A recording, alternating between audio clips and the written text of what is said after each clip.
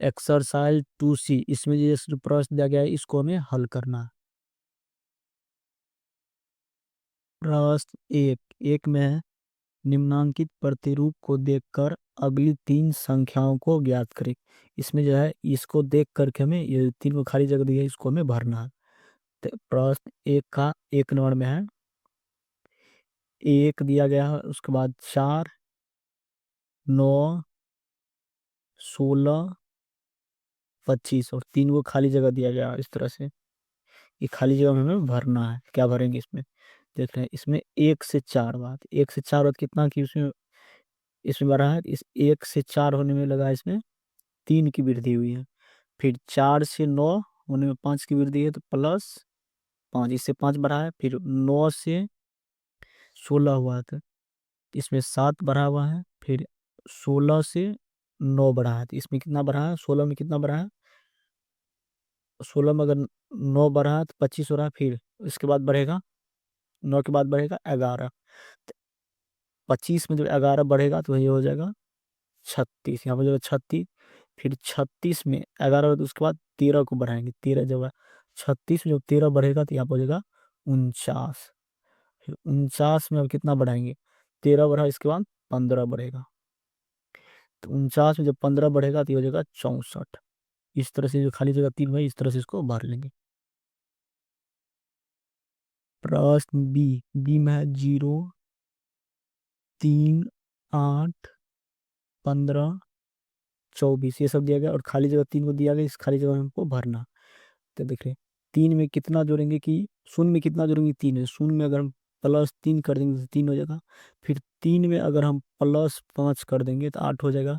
फिर 8 में अगर हम प्लस 7 कर देंगे तो 15 हो जाएगा। फिर 15 में हम प्लस अगर 9 करेंगे तो ये जगह 24। फिर 24 में इसके बाद प्लस करेंगे 11, तो 24 में जब 11 को जब जोड़ेंगे तो ये जगह जोड़ करके 35, यहाँ पर खाली जगह हो जाएगा 35 भी है, यहाँ 35 हो जाएगा। फिर 35 में हम अगर 13 को प्लस करेंगे 35 में तो यहाँ ये जो खाली जगह इसमें हो जाएगा 48। फिर 48 में अगर हम 15 को प्लस करेंगे यहाँ पर तो 48 में 15 को प्लस करेंगे तो ये जगह 63। इस तरह से जो तीन जो खाली जगह दे दी इसको हम भर लेंगे।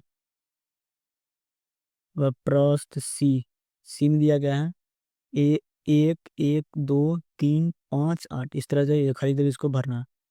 तो इसमें अगर यहाँ पर इस तरह यहाँ पर ये गलत दिया गया है, इस तरह से रहना चाहिए, 2 रहना चाहिए, उसके बाद 3, 5, 8, उसके बाद खाली जगह 3 ठो, यहाँ पर 1, 2 ये नहीं रहना चाहिए, गलत दिया गया था। यहाँ पर देखिए यहाँ से 2 से शुरू होना चाहिए, 2, 3, 5, 8 इस तरह से शुरू होना चाहिए।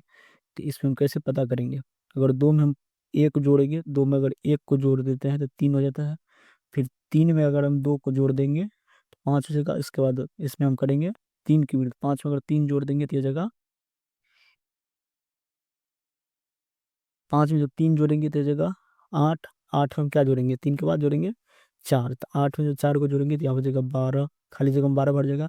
फिर अब 12 में क्या जोड़ेंगे? यहाँ पे 4 जोड़े तो अब जोड़ेंगे इसमें 5, 12 में जब 5 को जोड़ेंगे तो ये जगह 17।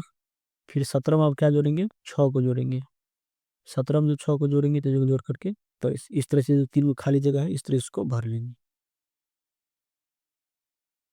प्रश्न दो, दो में रिक्त बक्से को अगले चित्र से भरे। इसमें जो दिया गया इस तरह से चित्र, ये जो खाली जो इसको भी भरना। तो यहाँ आप देख रहे हैं एक ठो बिंदु वाला, एक ठो बिंदु है, इसमें देखो दो गो बिंदु है उसको मिला दिया गया है। इसमें देखो 3 ठो बिंदु, यहाँ पे 1, 2, 3 ठो बिंदु है, तीनों बिंदु को आपस में मिला दिया गया है। आप देख रहे हैं 1, 2, 3, 4, 4 ठो बिंदु है और चारों बिंदु को इस तरह से आपस में मिला दिया गया है।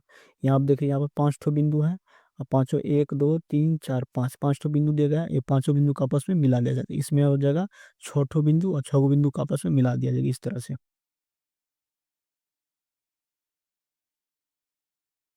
इस तरह से जगह 4 ठो, यहाँ पर जगह 5, यहाँ पर जगह 6, इस तरह से सब बिंदु को आपस में इस तरह से मिला देंगे।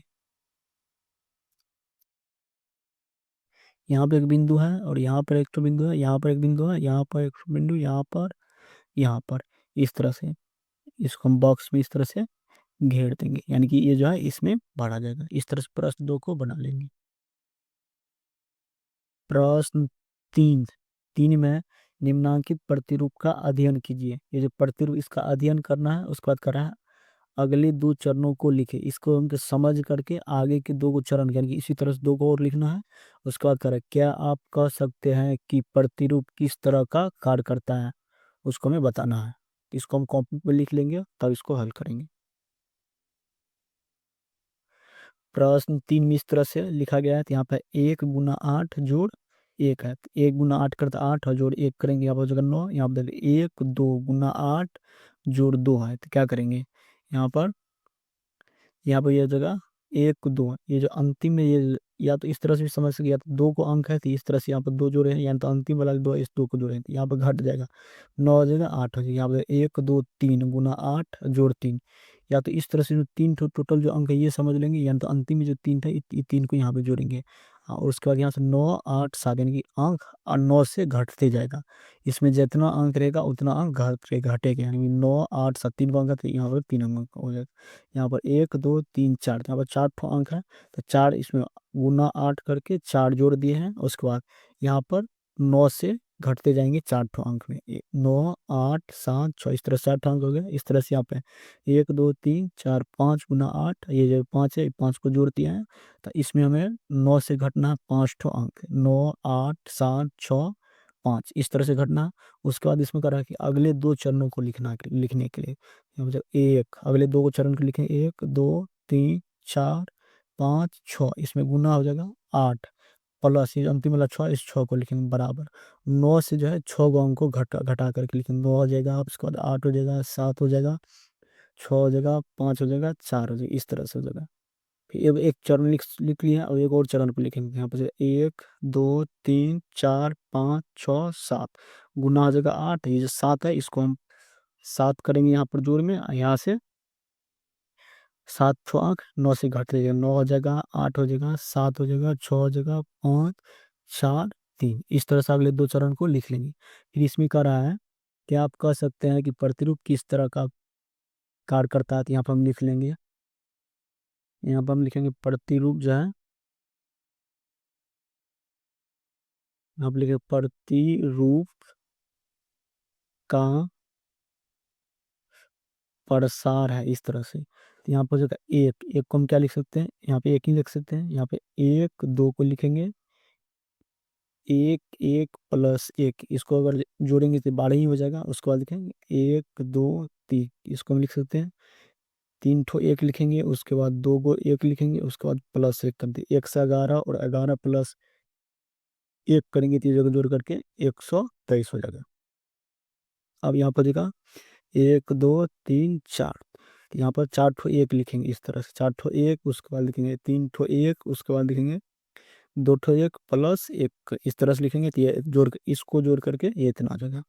उसके बाद हम लिखेंगे 1 2 3 4 5 इस तरह से। अब यहाँ पर लिखेंगे 5 ठो 1 1 2 3 4 5, उसके बाद लिखेंगे 4 ठो 1 1 2 3 4, उसके बाद लिखेंगे 3 ठो 1 1 2 3 ठो 1, उसके बाद लिखेंगे 2 गो 1 2, उसके बाद 1। इस सब को अगर जब जोड़ेंगे तो जोड़ करके इतना आ जाएगा। इस तरह से ये प्रतिरूप का प्रसार है। इस तरह से हम प्रश्न 3 को हल कर लेंगे। इस तरह से हम प्रश्न 3 को हल कर लेंगे यहाँ पर।